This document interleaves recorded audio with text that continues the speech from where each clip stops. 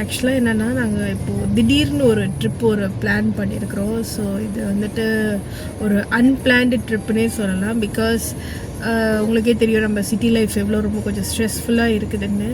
So அந்த ஸ்ட்ரெஸ்ஸோட உச்சத்துக்கே போன மாதிரி இருக்குது. ஸோ தட் கொஞ்சம் ரிலாக்ஸ்டாக நம்ம கொஞ்சம் வெளியில் எங்கேயாவது அவுட்டிங் போயிட்டு வரலாம், கொஞ்சம் மைண்டு கொஞ்சம் ஃப்ரீயாக இருக்கும்னு கிளம்பியிருக்கிறோம். லைக் எங்கே போகிறோன்னு ஒரு பிளானே இல்லை சுத்தமாக. ஸோ பார்த்தீங்கன்னா இப்போ தான் வந்துட்டு ஜூஸு அப்புறமா ஜூஸ் கொஞ்சம் ஸ்நாக்ஸ்லாம் வாங்கிட்டு கிளம்புறோம். ஸோ எஸ் எங்கே போகிறோன்னு அப்படியே போய்கிட்டே நம்ம பிளான் பண்ணலான்னு. சரி, ஓகே, நம்ம இப்போது கிளம்பலாம்.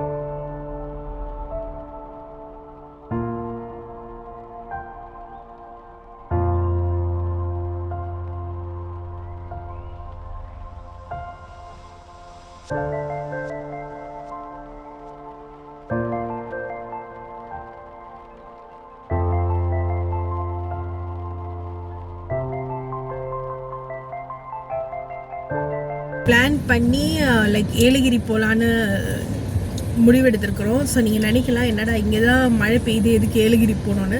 பட் ஸ்டில் வந்துட்டு என்னதான் இருந்தாலும் சிட்டி கொஞ்சம் விட்டு வெளியில் போகும்போது கொஞ்சம் ரிலாக்ஸேஷன் கிடைக்கும். ஸோ அதனால நாங்கள் இப்போது ஏலகிரி நோக்கி போய்கிட்டு இருக்கோம். மழை பெய்யும், நல்லா குளிர்ந்த வானிலை தான் இருக்குது. ஆக்சுவலாக நீங்கள் நினைக்கலாம் குழந்தை நம்ம தான் அவசர அவசரமாக கிளம்புறோம், குழந்தை எதுக்கு இவ்வளோ பாடுபடுத்துறீங்கன்னா அப்படிலாம் கிடையாது. குழந்தைக்கு தேவையானது எல்லாம் நாங்கள் ரெடியாக, அதாவது எங்களுக்கு கூட நாங்கள் ரெடி பண்ணலை எதுவுமே. இந்த மாதிரி சாக்லேட்டு பிஸ்கெட்டு சாப்பிட்டுட்டு கிளம்பிடலாம்.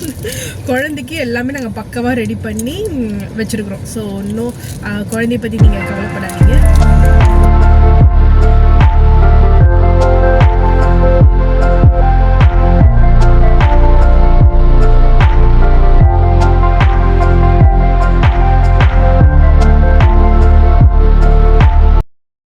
பார்த்தீங்கன்னா இப்போ வந்துட்டு லைக் ஏலகிரி போகிறதுக்கு இன்னும் 3 hours 3 minutes இருக்குது. அண்ட் இப்போ டைம் வந்துட்டு 6 o'clock. ஸோ எப்படியோ போய் சேர்றதுக்கு ஒரு 9 o'clock மாதிரி ஆகிடும். ஸோ நாங்கள் வந்துட்டு கொஞ்சம் வெளிச்சம் இருக்கும் போதே போய் சேர்ந்துடணும்னு நினச்சோம். பட் ஸ்டில் எங்களுக்கு கொஞ்சம் இருட்டான பிறகு தான் ஏலகிரி போகிற மாதிரி தெரியுது. And yes, this is our first time Yelagiri போய் விசிட் பண்ணுறதுக்கு. அண்ட் அதோட ரூட்ஸ் பற்றி எதுவுமே எந்த ஒரு ஐடியாவும் இல்லை. ஸோ எஸ், பார்க்கலாம். ஓகே ஓகே வச்சுக்கோ.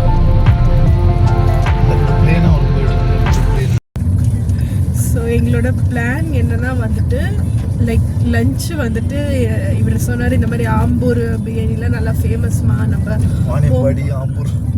வாணியம்பாடி ஆம்பூர் இந்த மாதிரி நிறைய கடை இருக்குது. ஸோ நல்லா பிரியாணி சாப்பிட்டு நம்ம போயிடலாம் அப்படிதான் எங்களோட தாட் இருந்தது. பட் நாங்கள் கிளம்புனதே லேட்டாக ஆனதுனால இப்போ லஞ்சு கூட தேவையில்லை, அங்கே போய் சேர்ந்தா போதும்னு லஞ்சு கூட ஸ்கிப் பண்ணிட்டு போய்கிட்டு இருக்கோம். ஸோ நாங்கள் சாப்பிட்டதெல்லாம் பார்த்தீங்கன்னா இந்த ஹைட் அண்ட் சீக்கு பிஸ்கெட்டு இதுதான் வந்துட்டு இப்போதைக்கு நாங்கள் சாப்பிட்ருக்கோம்.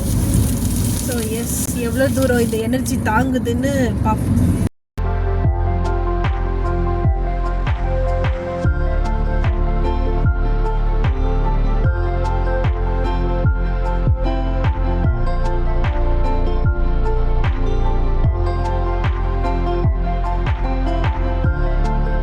ஸோ இப்போ நம்ம பார்த்திங்கன்னா ஆம்பூரில் இருக்கிற ஒரு ஸ்டார் பிரியாணிக்கு தான் நாங்கள் வந்திருக்கிறோம்.